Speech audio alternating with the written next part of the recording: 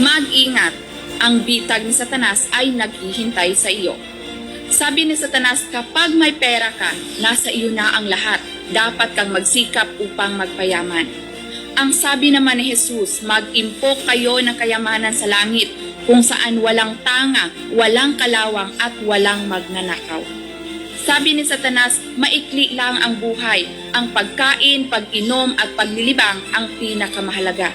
Ngunit sabi naman ni Jesus, huwag kayong mabalisa sa inyong buhay tungkol sa o sa inyong katawan tungkol sa isusuot.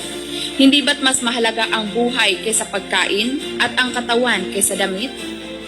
Ang mga salita ni Satanas ay tila kaakit-akit, ngunit ang mga ito ay pawang kasinungalingan na nagdadala sa tao sa kapahamakan. Ang lahat ng kayamanan sa mundong ito ay maglalaho, ngunit ang salita ng Diyos ay walang hanggan. Ang mga salita ni Satanas ay kasinungalingan, ngunit ang salita ng Diyos ay katotohanan. Maaari ka bang magsabi ng amen? Amen. Mag-iwan ng